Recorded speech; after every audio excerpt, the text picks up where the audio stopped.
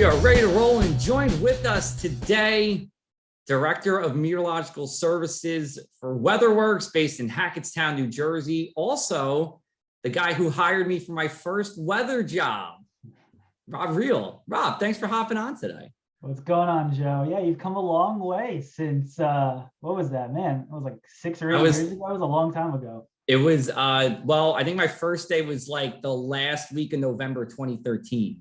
Okay, so like a good 8 years ago. Wow. That was a good 8 years ago. And yeah, I was there hiring you. Now you're here inviting me on. So it's kind of gone full circle. So thanks for having me. Yeah, hey, listen, no problem. Least I can do. I wanted to talk with you guys because, one, we usually catch up with you guys, in the fall to talk about the winter ahead. But two, listen, I worked there 4 years before I came here. Obviously, you did great work. So, want to keep it going. And you guys are in New Jersey. So it's all good things in my book here. Just kind of tell me how the past couple of weeks have been for you guys for your operations. And I'll say this for those, who aren't familiar, WeatherWorks is a consulting company. So they're primarily working with individual businesses or, organizations to help with their weather. The way I like to describe it, Rob, and I used to do sales, right? Was like kind of like a white glove service for weather. Basically, if a lot of road departments too, Atlantic County, all through those areas, townships, county level as well, landscapers, contractors, schools, all the above we service. And yeah, it's kind of like if your business or your operations are heavily influenced by weather, then we're here for you and we can provide all the consultation and in-depth forecast that you need. And yeah, we've been doing this since, not me personally, but the company's been around since '86, and our core always has been New Jersey, and it continues to be the same way today. So yeah, and I think you're asking how has it been the last couple of weeks. It was a pretty tame December, to say the least. And then all of a sudden the flip kind of got switched. And the last 2 to 3 weeks have been pretty crazy, and looks like it's going to continue to be cold and active for the next couple of weeks. But I guess I don't want to get ahead of ourselves, right? I assume that's what we're getting at. We're going to get there. I don't want to spoil anything. No, you're good. You're good. I was going to say one thing too, I love snow. More snow, the better. But I will say, these storms, I would prefer if they came on like a Tuesday to a Friday. We're getting hit with these Mondays, Sundays things. I remember, WeatherWorks, just for scheduling, right? More people during the week than the weekend. That was always a pain. And then, even for me, we had that January 3rd storm on a Monday all weekend long, all, New Year's weekend long. That's what you're doing. So I'm not complaining. I like the snow. We're at 17.2 inches at Atlantic International Airport. I think, and this is going out on the 19th, right? So we're tracking what's happening for the weekend. Could be another busy weekend for us. It looks like it. And I 100% agree. If every day it could if it only snowed on Wednesdays, like that would be perfect. Right. I'll take a Tuesday or a Thursday as well. It could snow all at once during that period, but yeah, I could do without the weekend stuff, to be honest. Yeah, I agree with you. I agree with you here. Yeah. I guess all right, let's perspectives. It depends what side, if you're at home, you might enjoy a nice weekend snow, but when you're working, you prefer it to be during the weekdays. But hey, we can't have everything how we want it at all times. And I agree. I'm with you. I'm a snow lover. That's one of the reasons I got into this. So again, I'm complaining, but I'm not really complaining. Right. I understand. We're just finding things to talk about. Basically. All right. Let's talk about actual things here. Let's talk about the rest of the winter ahead. Just to recap where we are so far. Atlantic International Airport, like I said, 17.2 inches. That is the 4th highest season to date since records started in 1943-44. Could go up depending on what happens this weekend. Lower Township has 14 inches. Wow, that's the site of our South Jersey snowfall contest too, where people are guessing how much snow would fall in Lower Township in the month of January. We had 89 people sign up. We have 5 people in. I was going to say, I'm guessing a lot of low balls this year, huh? There were a lot of low balls, and I don't blame anybody because the past 2 winters have not been much. But anyway, 6.4 inches though in Newark. Philadelphia is 4.6. So, just real quick, and then I do want to get to the future, but in about 30 seconds, what has been happening where really the coast, we'll say, has been cashing in on some of these snow events? Yeah, I guess, it's a little bit about luck and how things time out, right? Because really, it's sort of been the same in terms of snowiness, or even a little bit snowier as you head north and west, minus one snow event, right? And one snow event can kind of change everything. So Newark, Allentown, Philadelphia, Atlantic City, minus that one January 3rd snowstorm, are all about the same, if not slightly higher to the north and west. So it was really just about that one storm happened to time out just right. And overall, like we're going to talk about as well, the pattern is been pretty conducive for not just those Northwest and 95 events. It's been conducive for snow all the way to the coast. But really, I think the difference so far, it really just boils down to that one storm happened to be further south as opposed to the north. So let's turn to the future now. You've said it. It looks like we're going to remain fairly cold and active, but I'm just going to kind of turn the floor over to you and just kind of where are we at, for the rest of the winter? What are your thoughts on WeatherWorks? Yeah, I mean, really for the next couple of weeks through the end of January and probably the beginning of February, I don't really see much in the way of a change coming. So what we've seen since, the ball dropped in 2022 started, I think we see more of that for at least 2 or 3 more weeks, which basically means that it's going to be relatively troughy in the east, which indirectly means it's going to be colder and fairly active. So I would anticipate continued below normal temperatures and probably above normal snowfall, at least through the next 2 or 3 weeks. And that pretty much lines up with what Jim Sullivan, who also WeatherWorks said when we spoke back in October. So it looks like, right, to me, I mean, your forecast isn't changing too much, right? Not really. No, I mean, I think we thought December might be a little colder, but outside of that, no. I mean, January was kind of the month that we were targeting to be the snowiest. And then we were kind of figuring, hey, the second half of winter, and especially as you head towards spring, we might have an early spring. Yeah. And I'm guessing we'll get there in a second, but that's still pretty much what we're thinking is most of winter will be the next 3 weeks. We'll squeeze out whatever snow we can get. And I think as we head from, mid-February onward, snow is going to be increasingly difficult to get down in South Jersey. Yeah, March is always tough for us. I mean, I when I first started, it was winter of 17, 18. We did actually have 4 nor'easters that month, and we did actually pick up snow. But other than that, I mean, a little further south, sun's a little bit stronger, ocean's a little bit, warmer. And one of the things too, people forget, right? Especially when you're looking at the coast. Monmouth County, right, on a northeast wind is a lot of times blowing off of New England, so it can be a little bit colder. But if you're in Atlantic City or Cape May, northeast wind is still pretty much the ocean.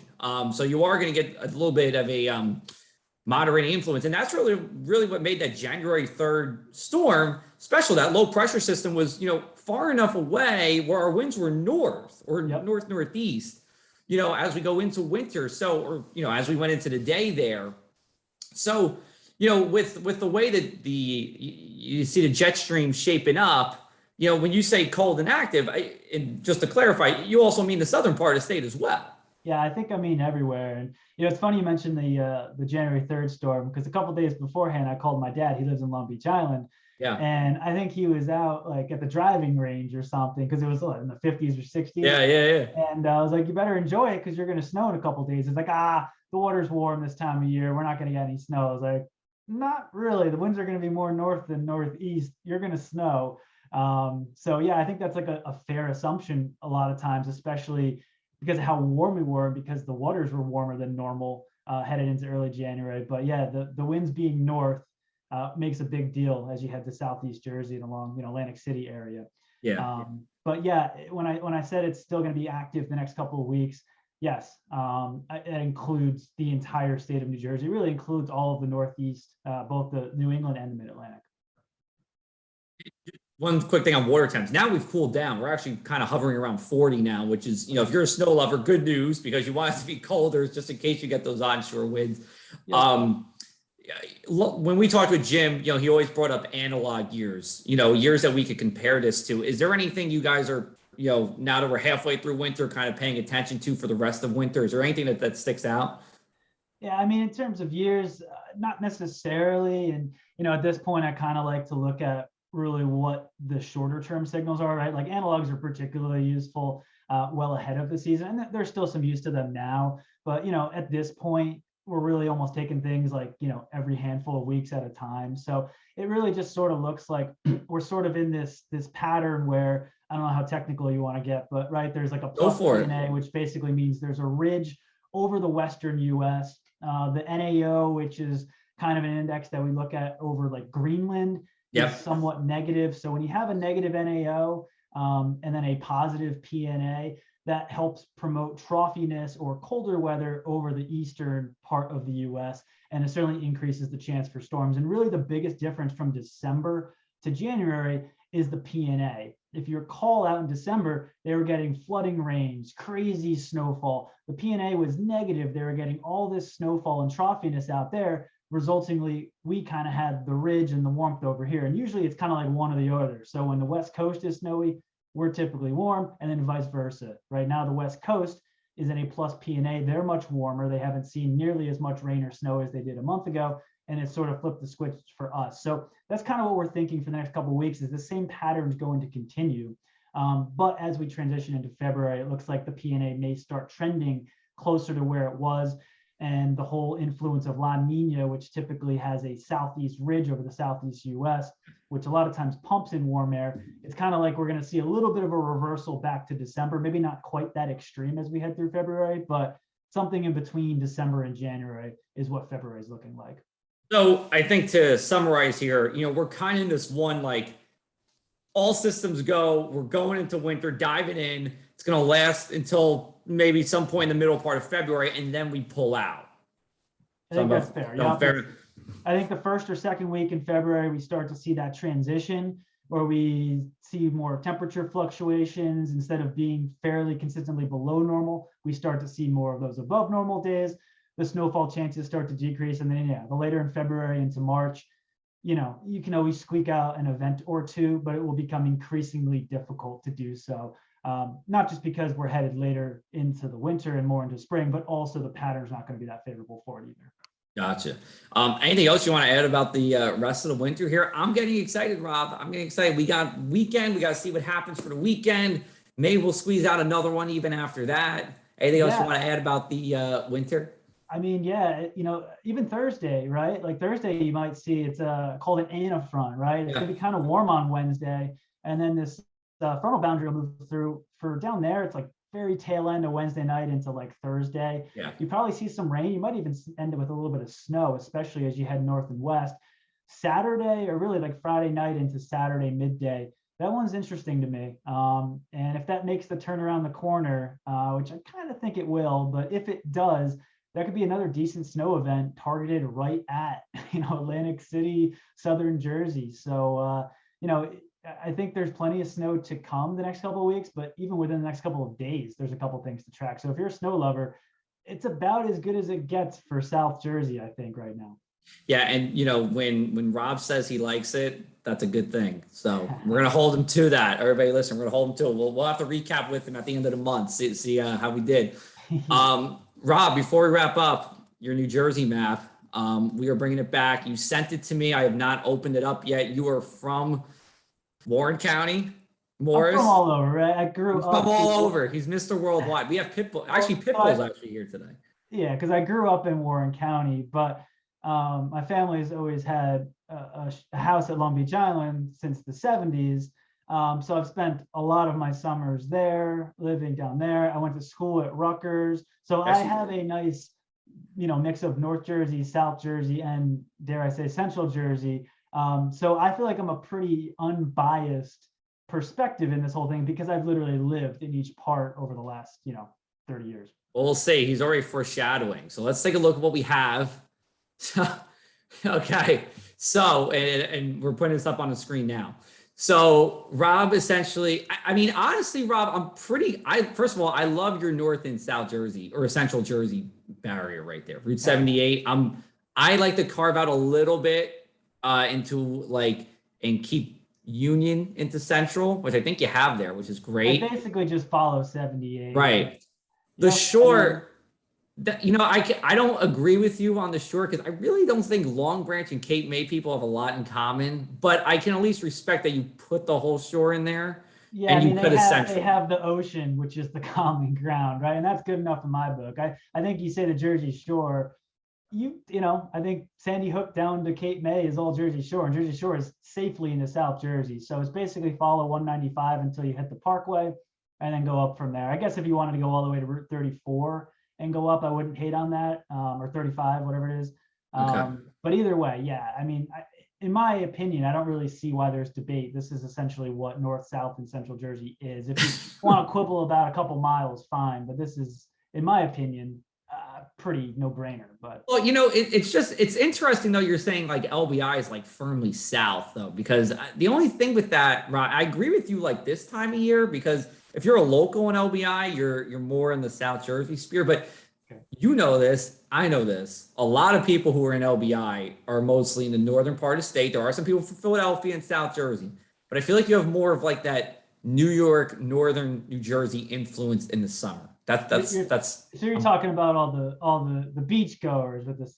Is that what I'm saying. That's okay. what I'm saying. Well, I don't think that should influence where you draw these lines, just because of where people happen to flock, right? Like just because people from Philly are taking the EC Expressway and then people from New York are taking the Parkway and stopping further north. I don't necessarily think that should factor into it. I just think this is New Jersey, right? Like it is what it is. I don't know. I hadn't actually thought about, because of where people are traveling from, maybe it should be a little bit further north and south. But personally, I don't think that should impact it. You're pure in your thinking, Rob. I might be thinking a little too hard about it. I like to put them in South Jersey during the off season, in Central Jersey during the peak season. That is me. But I also think if we really are splitting hairs, I think you need to make 5 New Jerseys and split the shore into 2. I could get behind that. I could get like a North Shore jersey and like a South Shore jersey. If you wanted to do that, I would be okay with that. I think it basically would be, I don't know. I think LBI is still a South Jersey, but Seaside up is certainly North Jersey if you're going to split it out there. This is why we go well together.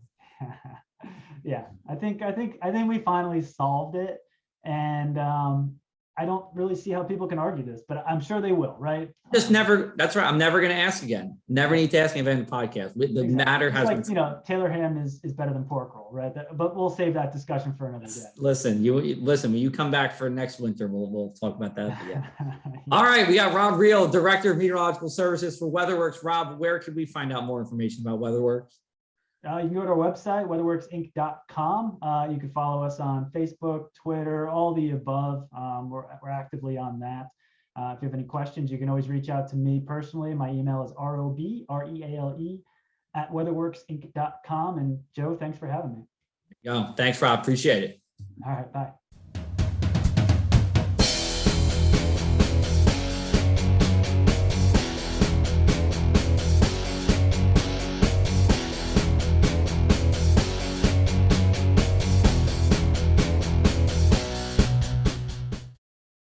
All right, so we had Rob Reale in the first half. He was talking about the winter forecast. And now we have the Jersey Shore's favorite snow guy, Mark Franz Weather on Twitter.